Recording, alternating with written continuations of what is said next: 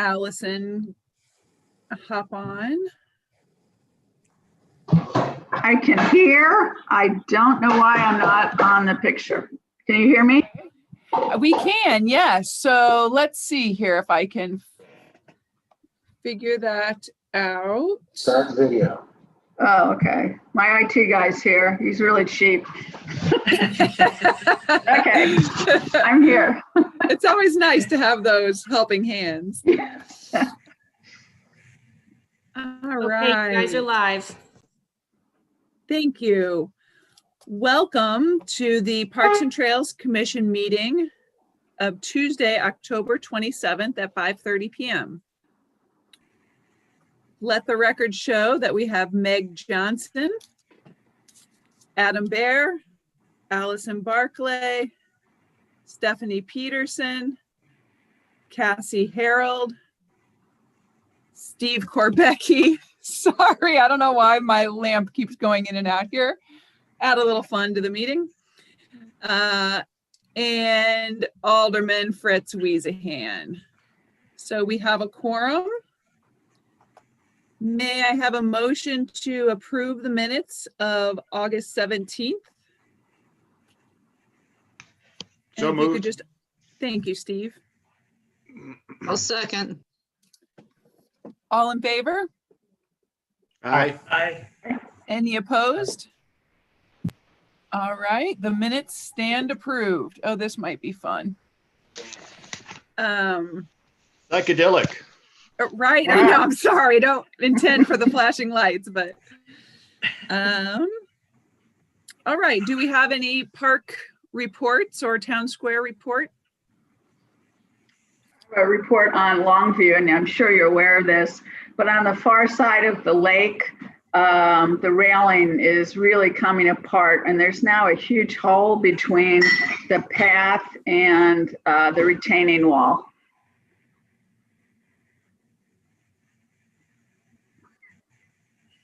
Anne's gone. I'm here, Allison, I'm magic. sorry, I'm That's trying magic. to stop this. My report was too much. I had to leave on that note. No, I'm kidding. Yes, thank you for that. And that has been our kind of patchwork project for this year since we're not redoing that railing. However, I'm just going to make a note to just walk and check because we've patched a number of areas on the fence, but I didn't realize any of them had pulled back away. Was that real recent? Well, I haven't been walking very much lately, but as of this weekend, I mean, there's a lot of nails, the end of the nail is showing. I think the boards come across, and then there's a big washout, as I said. It's about 2 feet deep in between the concrete retaining wall with those and the path. I know where you mean now.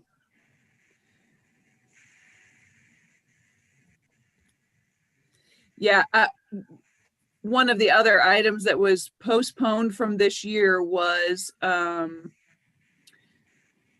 erosion control, and that's part of it. But yes, those are definitely the railing and that erosion control will both be high priorities for next year. Hi, Beth.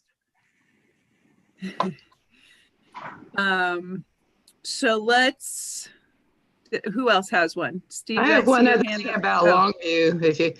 I mean, it's not a huge thing, but the white fence around the horse thing is covered with green mold and dirt. I mean, it needs to be like power washed, like especially on the Mason Ridge side, but even on the other side. I mean, that's not a huge thing, but It is. It's on our list. We've been down a staff person, since March. But you're absolutely. Thank you for bringing that back up. And it needs to be power washed. All right. What else do we have?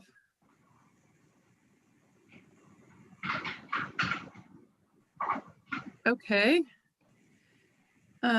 So let's go ahead and move on to upcoming events. Our virtual fall festival is live on the website if anyone's interested. Most of the activities are for children. There's a very fun origami pumpkin activity for those of you with little ones.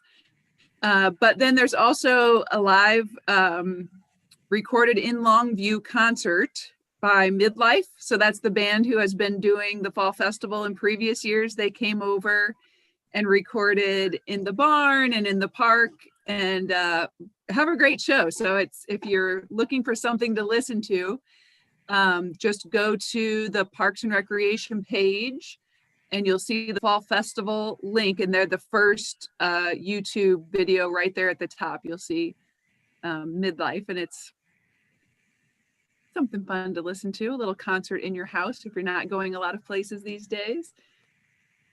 I'll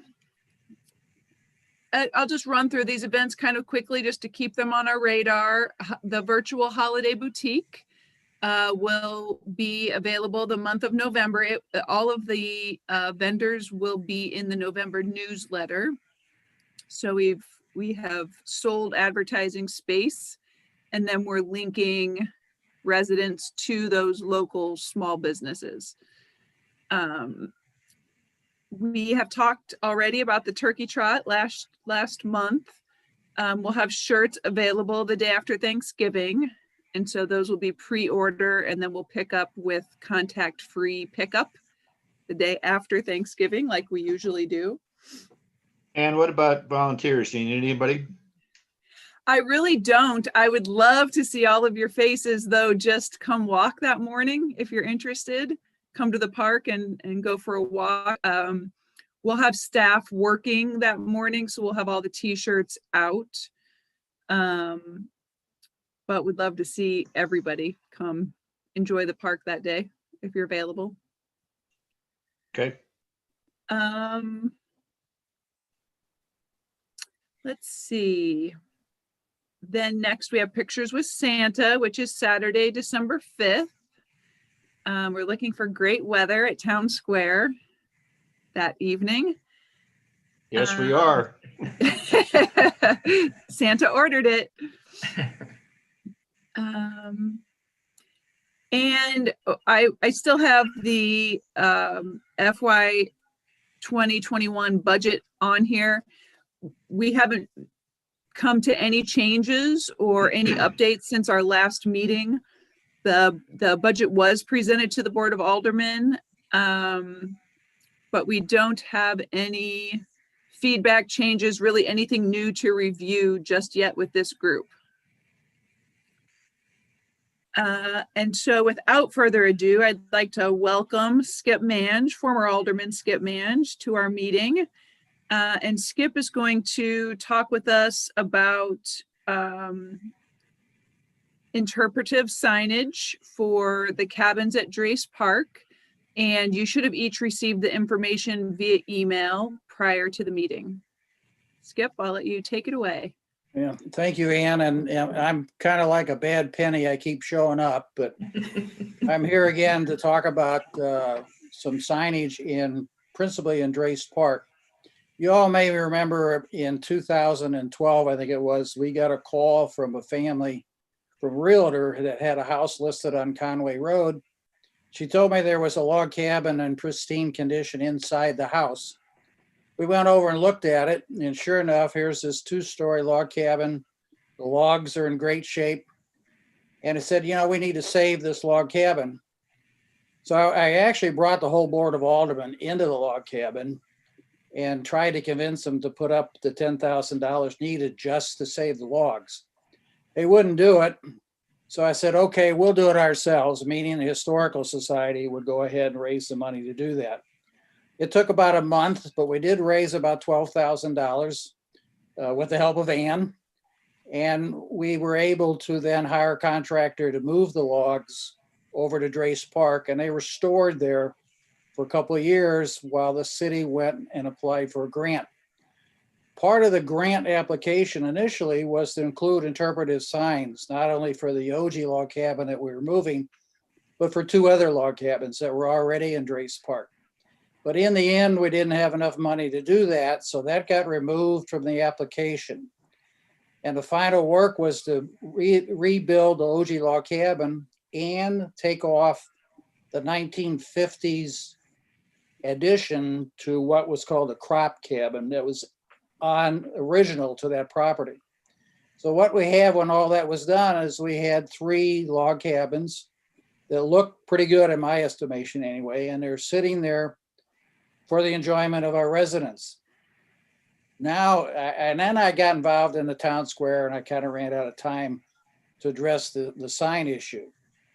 But now we've gone back and said, you know, we really need to get these interpretive signs there. So when people walk into the park, they can walk down the trail and here's a sign. It's 24 inches tall, 36 inches wide, high quality material, similar to what you see in national parks or some state parks. And on the sign, if you saw the PowerPoint and some of the attachments, the center section would be about a 300-word explanation about the history of that log cabin. Going back to the time that it was first built, showing pictures of how we were able to take it apart and move it and reestablish it in Drace Park. So it would be one sign for each of the 3 log cabins, all similar construction, all with pictures showing the various stages of the work and an explanation of the history of that log cabin. The signs would be fairly low because we want kids to be able to read them. They'd be on a slant, and you could stand on the trail and read the sign and look at the log cabin. The cost for doing those, I'm sorry, there's a 4th one, and the town square, we wanted to do something to honor the Worth family and to explain the history of the Worth family on that site. The Board of Aldermen actually passed the resolution naming the area, the treat area that's in the southeast corner of the property where the old Worth home used to be. That's actually dedicated as Worth Grove. But there's nothing there that says that. So I'd like to do another interpretive sign talking about the history of the Worth family and showing pictures of what the property looked like going back to the time of the blacksmith shop. So there's a total of 4 signs. The problem with the Worth one right now is I need to deal with the Worth family to get the information that goes on it. The other 3, I had pictures and history and I could do all those. So we're looking at initially doing the 3 for Drace Park and then coming back later and doing the 1 for the Worth in Town Square. The total cost for that's about $5,300. I did get proposals from 3 different firms, went back to Dale Sign, sat down with them. They showed me the material that they're proposing. It is very high quality material, metal frames. It's a layered construction with the last layer being an anti-graffiti type layer that will make it easy to remove anything should it happen. The total cost about $5,300 for the 4 signs. It's the Historical Society that is willing to pay for this. So there's no initial cost to the city. We would, Dale Sign will make them, we'll proof them. We'll let Ann for sure see the script. The script that you've seen is a draft. It needs to be massaged a little bit, but I really need the approval of the Parks and Trails Commission to allow the city to accept this gift. I think it'll be very high quality. I think it's something that everybody will really be happy with. But I need your all's approval. And I'm also going to need to raise a little more money because we don't have enough for all 4 signs, but we have enough for the 3 signs in Drace Park. We'll get the rest of the funds from some other sources. The city would have to accept the signs for maintenance. So it will be your sign permanently. Just no initial cost to the city. I'd be happy to answer any question. I did send you all a PowerPoint. It's fairly extensive, shows a lot of detail, but I think the concept is a good one. In my estimation, I would hope you would support it. Skip, I don't remember who pays for the installation? Is that included in that 5,300? It's included, yes. The Okay. Dale Sign will install them. If I'm just curious, how many years do we get out of a sign like that? You know, I think it's probably 10, 15 years. It's not, there are similar signs currently that Principia has put up around their campus. If you want to see one, you can go to the church parking lot that's at Mason and Highway 40. If you kind of go into the south side of the church, one of the signs is there. It's that size sign, but this is a better material than those are made out of. And particularly the surface, the material is embossed into one layer, and then there's a layer put on top of that that protects it. And the construction is metal construction, concrete into the ground, very wearable. And I think that I wish I could tell you exactly how many years, but it's a lot. Are there ongoing maintenance costs that the city will need to pick up? The only thing that it could happen is somebody does try to deface the sign in one way or another. The city would have to, do that with your own personnel. They say the surface is graffiti proof. I guess what that really means is if there's stuff on it, you can wash it off pretty easily. But it should be very low maintenance. Yeah, I did see the sign up there by the church, and it's really cool. And I think it's a great idea actually for log cabins. It would help to have an explanation of what you're looking at when you're walking through there. So. Yeah, and the one log cabin is on the original site. The other two were moved from other sites. But yeah, I think, particularly, we always wanted to have a program for kids to come through and see what it's like to live in a log cabin. The two of them are not open, they're locked, but the one is open that you can walk into it. It's the smallest of the bunch. And it was the one that came from off of Clayton Road at Bope. It's the Estelle log cabin. Skip, our neighborhood is adjacent to Drace Park and Ballast Court, and our kids go up there frequently, and they've asked me about those log cabins, so I can't wait till there's a sign up there to tell them the story, because I don't know the story. And they ask about it all the time. They love playing in those log cabins. Hey, Skip, and I'm not a kid, and I'm looking forward to reading the story when I go there live again. Well, I think it's a great idea, Skip.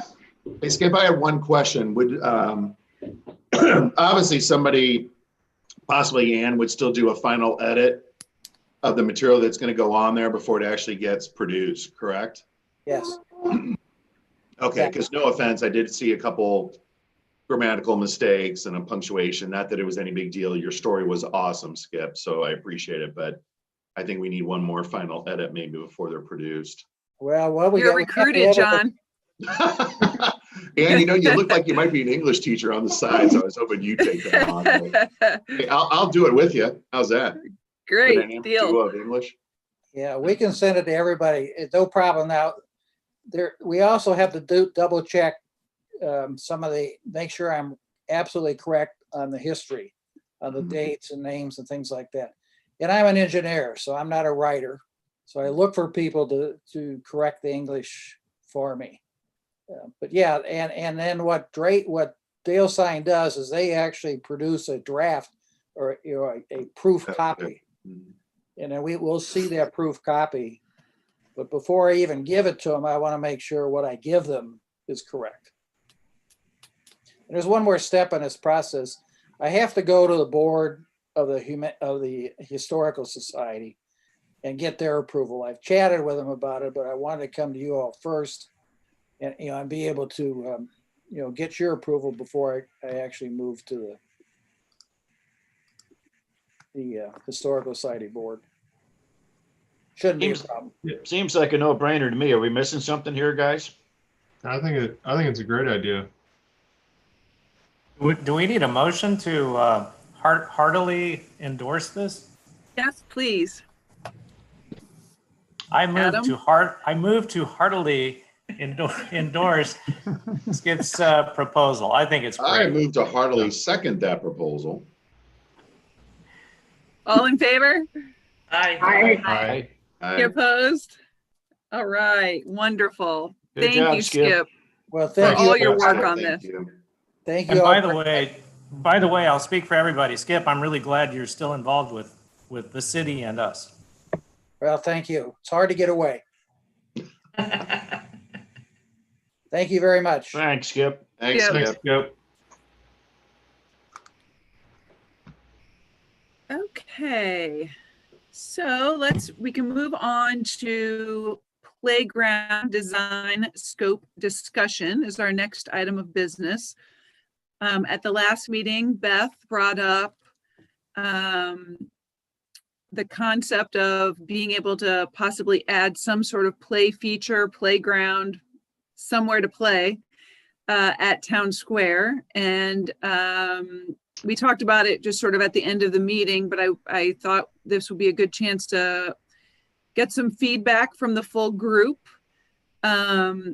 Just a little bit about process. We have the playground design contract coming up that's budgeted for 2021. And so the way I'd like to just sort of maybe steer this discussion is if we should include Town Square in the playground discussion. We were initially just going to have the 3 parks, of course, as playground replacements, but should we include Town Square in that discussion? And I'll just open the floor to whoever would like to go first. I'll jump right in since I was last to join. Oh, Okay. sorry, Allison. I defer. Okay. Well, I just have one concern, and it's unfair because I love Town Square, but I think there's still some negativity that, hey, there's no restaurant. And I was going to mention something with a sign. Are we going to be, or is the city going to be criticized, even though I think a playground would be great, it'd get more people there, or is there going to be some criticism until it really is fully utilized that we're putting more money into it? I just want to throw that out as a question for all of us to think about. Good point. So, and what I was going to say is, I'm not really sure, given what Allison just said, because every time I walk by there, I visualize a very cool restaurant being in that middle space with that awesome view. The last thing, and no offense, I have 3 children, so I'm not speaking as if I don't have children. The last thing I want to see, if I'm enjoying the outdoor patio, which is spectacular, right? That patio is beautiful, is a bunch of kids while I'm there having a nice dinner with a drink. I think in the summer months when we'd want to use it the most, it would be a pretty big distraction. So, you know, if you're thinking of like what the little outside is at Minio's or what the little outside is at Napoli 2, there's no playground disrupting with children. So unless it was in a area. Yeah, we just have Clayton Road disrupting it, that's all. Yeah. But, you know, I guess I'm used to the road now, but I don't know. I think it would have to be in a spot that wouldn't be detrimental to those retail places. I guess, you know, if we want a great tenant, let's make it as best as we can for them to, for their customers to really enjoy that space. That's a great point. Yeah. So Ann, where would you think about putting this even potentially over there? Beth, do you want to speak to it? I think there are some natural spaces, but The Yeah, backside of the dam, Ann? The backside. yeah. of the dam. backside? the No, backside not of on the the dam. backside. Nice slides into the backyard. Yeah, way down into that, by that subdivision back there. Yeah, I mean, this basically just came about because I went over there before our last meeting and it just was dead and kind of sad and depressing. And I see your point about the patio. You're talking about the fenced-in area off of the restaurant that you can't Yeah. access unless you go through the Yeah. building. Okay, just Yeah, well, hey, clarifying. Beth, my understanding was that the long-term vision, and, you know, Ann, you can correct me if I'm wrong, but it was to have like a nice restaurant that would utilize that patio for really wonderful outdoor dining. Right. Which I think it would be, and it's a beautiful spot. You know, if you've ever been up there, you know, you hear that little creek going down over the waterfall. I mean, it's a spectacular spot. Right. Well, that was my whole point, was that park is gorgeous. It's beautiful and nobody's even going over there because there's no reason to go. Yeah. Which part of the problem is that there's not a restaurant. But my thought was just to give not a playground, but more kind of more in line of what's going on in Drace Park in the wooded area where it's a little bit more rustic and natural, just like like 2 or 3 little stations of Mhm. some sort. And there's like a perfect little triangle of trees kind of on the eastern, I'd say middle section of the park. That would be, it'd be shade and has like a nice little slope. I was thinking nothing plastic, everything kind of more natural, blending in. Mhm. Just so if people do want to bring their kids or take a walk there, there's something to go to. But you're right, once the restaurant opens, hopefully it'll be really busy and have a different feel. So I Yeah. don't know, it's just something to think about.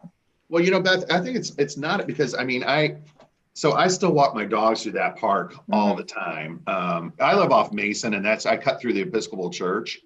So I'm always going through the park, and I agree with you. Like, I'd like to see it more used. And I wonder, Ann, to Beth's point, there's that corner before you go to the tunnel, which I guess would be the northeast corner of the park. I wonder if that would be in a place, because that, to Beth's point, it gets away from what the restaurant might see and hear, and it does utilize a space that right now is not fully utilized, because I think there's a pretty big area there that's not being used. I'm gonna have to walk there again, but I did like that side of the park just because there's good access with there's an ADA compliant bridge going down to that nice patio circle area, which maybe families would bring picnics and utilize the benches more. Well, Beth, and close to the restrooms right there too. So if you have kids or adults, it's right there. Yeah, I was not thinking like a whole nother huge plastic, jungle monstrosity like the other parks, just something a little bit more unique and small scale, just to give some families something to do with their kids. I don't know. It was just a thought, just because right now my kids, other than walking and throwing, like trying to feed the ducks or something, I wouldn't probably bring them to that park right now. There's just not much going on. Yeah. Put them on skateboards. There is a fair amount of activity though in that park.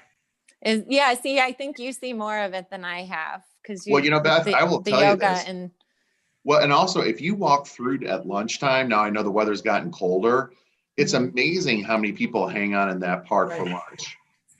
It's a great little crowd, and they're social distancing, and we still get at least 20 people in there having lunch. It's pretty neat. That's great. The pavilion is heavily used. Not necessarily for rentals, although it is being rented, but very much so for drop-in use. That's good. I was going to suggest, why don't you put it by the pavilion? Because that's where lots of families hang out. I mean, maybe some playground equipment kind of back over the side there so that the people that, use it for birthday parties or whatever, have something for the kids to do. Or another thought would be, the asphalt trail that's real short that curls around down to the circle. There's really nothing along there, and you could put little stations along there, and that would be out of the way from the restaurant view pretty well. So, and the pavilion's out of the way. Either of those would work if you wanted to put little stations or whatever. Sorry, go ahead. No, go ahead, Beth.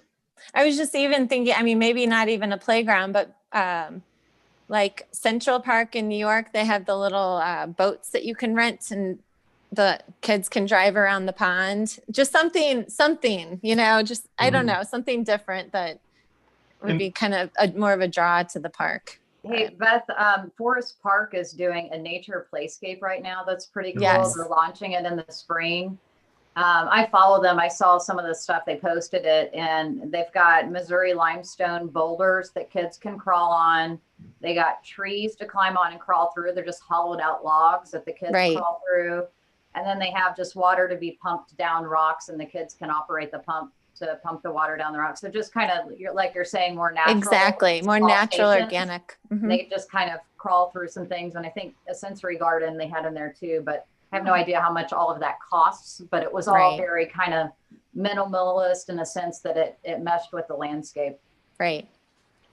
And I think it's also worth noting that if we're, especially with the grant, to kind of try to, if we're thinking about it, to incorporate it all at the same time, to take advantage of that. Because I think that it would add, especially in the descriptions and the ideas that you had for a natural system. I think it would add to the idea of the park setting. But it's, it'd be worth, because and if we do this, if we do decide to, we could always opt out of it once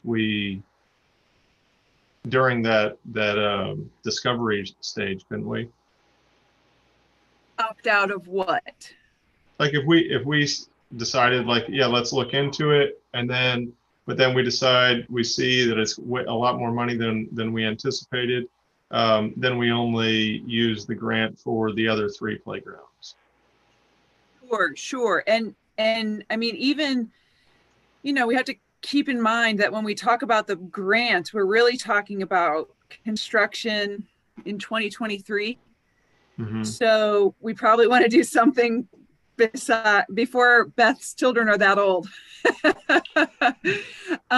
But really, I mean, I think some of these things we're talking about, like just having an activity for children. I mean, we can post some scavenger hunts or have a storybook walk, or put some of the natural play blocks in some tables like we have at Longview or in the Nature Explorer at Drace. I mean, there are a lot of items we could accomplish very, very inexpensively. And maybe just start there, start with some of those features. And then include the conversation for Town Square in the grant process, but maybe in the short term, some of those others. And I'm open to all of your recommendations, because if there's something you'd like to see, I think of the storybook walks only because they've been popular at Longview. But anything like that we can do, they're inexpensive and we can do them quickly. So that would be nice to even have over the winter. So when you have a nice day that you can get outside, that there's going to be something there to do. The Black Asphalt Trail is the perfect place to put a storybook walk, and you could take the one from Longview and move it to Town Square and kind of rotate them through. It would cost you $0. Yes. And I like that. I like your idea. I just think we ought to let Town Square evolve a little bit before we start putting a lot of money into it. I mean, and a lot of money means almost anything it's going to cost us, given the times we're in right now. I think some of the ideas you were talking about are fine, but maybe we could put part of looking at that in the grant or in the proposal, and just plan it for, I hate to say this, but 2023, 2024, whatever, and not make it first on our list. I really like to see the 3 parks we got get upgraded, because that equipment's getting really bad. I mean, at least if you included it in the grant, you might have some idea how much it was going to cost, right, or what kind of time frame or something, and you could always take it out. Yeah, I just don't want to raise a flag all of a sudden about more stuff going on at Town Square until we get further along. I think Allison's right. It's still a very sensitive subject for a lot of people. It's too bad, but until we get more things in there, people are just going to look at it with a jaundiced eye, I'm afraid. Mm-hmm. And are any of those suggestions that we could do prior to the grant something that needs to be added to the budget for 2021? Any of those activities that I just mentioned, they can come out of office supplies. I mean, storybook walks, and I don't even need to necessarily add to the budget for those, is the good news. Gino Russo built our little tables with the blocks, out of scrap wood. So we can accomplish some of those pretty easily. Something we had planned for the spring this year before COVID hit was, to put the Gaga ball pit over there, and then to have some tots and trucks and some story time and some of those kinds of activities that are, low expense and low impact. And we just didn't do those, obviously, this year. But maybe there's some ways to do those so that families can enjoy them. If a family brought a ball to play with in there, it would be fine to have that set up right now.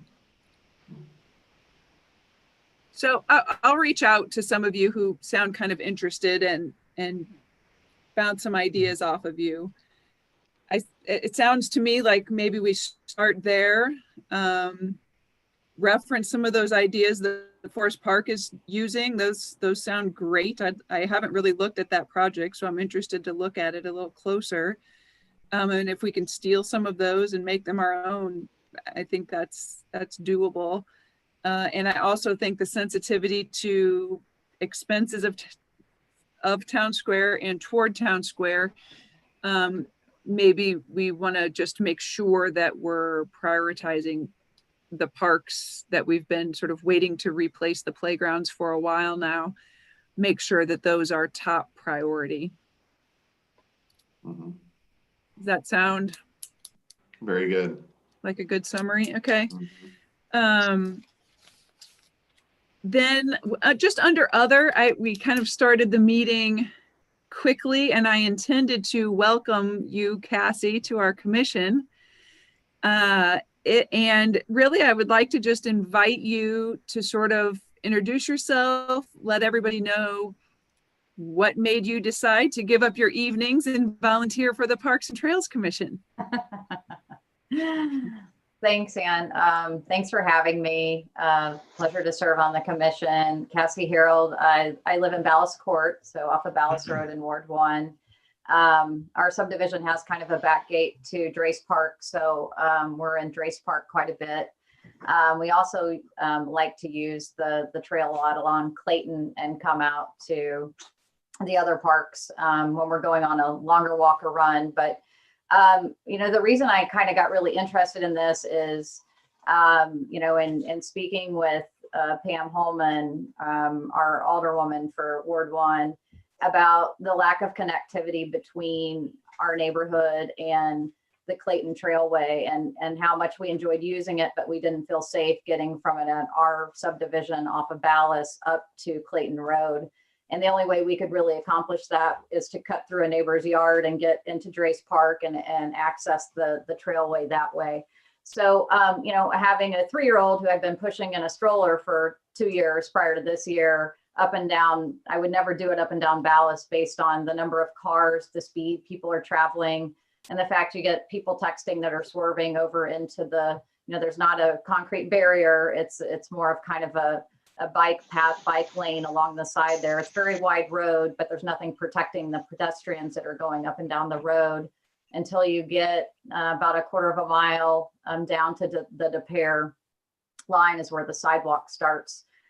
In front of Silver Maple Kennel, if you guys know where that is. So there's this gap in sidewalk from, Silver Maple Kennel north on Ballast going up to Clayton Road. And so I was talking to Pam about my concerns for people's safety. There's a lot of people who bike and run and walk with kids and walk with dogs along the road, and just kind of solving for that. I've been a runner, not so much lately, pushing kids in strollers.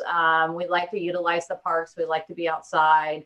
Have a husband and 3 boys, 16, 14, and 3. So, we all love to be outside and utilize Town and Country's parks. I think, we have beautiful parks and resources, and, anything I can do to help improve and make a nice kind of park system for those in our community. I'm happy to do that however I can help, but appreciate the opportunity to be here with everyone and hopefully bring some new ideas.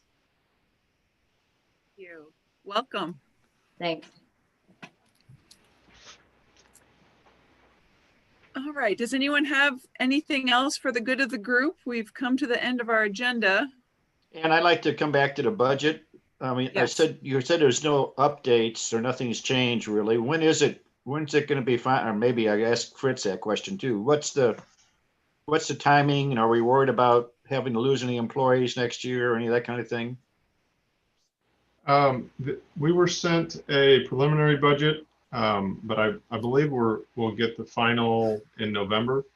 I don't think we're losing any employees, and I think the mayor's made that clear that he didn't have any intention of having any layoffs or anything like that. So I think that everyone, I haven't heard it otherwise. And I mean, are you aware of anything else? No, and some of the part-time cuts that we've had this year are back in the budget for next year. So some of them were associated with, for example, no pavilion rentals because, we couldn't gather outdoors. And so we didn't have those part-time staff to go along with it. The same for Longview House rentals. We have our part-time staff back in the budget for those, facility managers during parties. We've made a lot of cuts across contractual services, but all of the services are in place. We've just cut those back as much as we could, without negating the services. So we're the budget that's proposed, we will not be losing any full-time staff members. Great. Thank you. Yes, Beth. Do you have an update on any of the trails, particular Topping and Ballas, which I know is owned by the county, and then Mason? Is Mason kind of like completely on hold or gone by the wayside at this point? It has not, but if you wouldn't mind, I would like to get an update on each of those and send it out to you, because I just want to make sure. Can I get that too? Yeah, I'll send it out to all of you. I'll send it out to everyone. Just with the most up-to-date information, because the Topping is a road project. And so I don't manage the grant. And so I just want to make sure that I give you the best information. So I'll get that to all of you. Topping, Mason, and Ballas. Yeah, and my understanding from Pam Holman was that, the county really controls it. They want to make sure that each road meets the requirements of the criteria. And I remember I participated in a survey, as did a lot of other people in my neighborhood, around the concerns of not having any type of trail along Ballas. And then the funding seemed to be over a period of years. So even if a road met the criteria, I want to say it was a few years out before the money would be spent. Do you know what the timing is? I know that plan does not have a budget tied with it. Does that make sense? So it's a planning document, but there are no funds committed to that plan yet. So it would be it's probably not happening in 2021 then, if it's not budgeted. Right. Yeah. Okay. I would doubt that very much. Yeah. Okay. Got it. And Ann, when you said update about Mason Road, are you talking about Mason Road north of Clayton, or are you talking about Mason Road south still? Or sounds both? Like we need an update on both of them. Both would be great. Yeah, please. Because I saw a lot of work going on Mason Road north of Clayton, with people marking things and installing things. I don't know. I was hoping. And what was it? Were they moving utilities or? That's what I was hoping. I'm not sure. I'll have to. Okay. I'll check. Okay.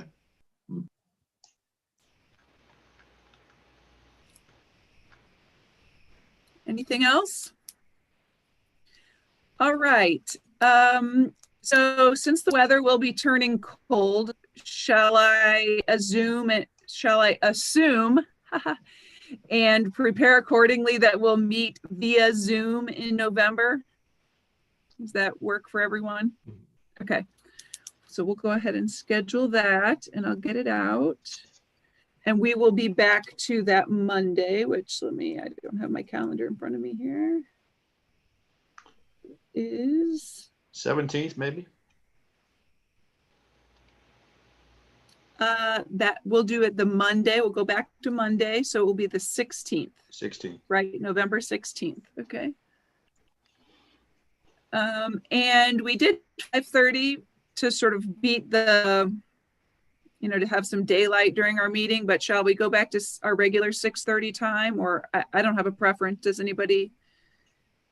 Seemed like we liked 6:30 before. Shall we stick with 6:30? Okay. That's fine. Okay. All right. Shall we have a motion to adjourn? So moved. Second? All right, all in favor? Aye. I Aye. Any opposed? All right, thank you, everyone. Have a good Thanks, night. Ann.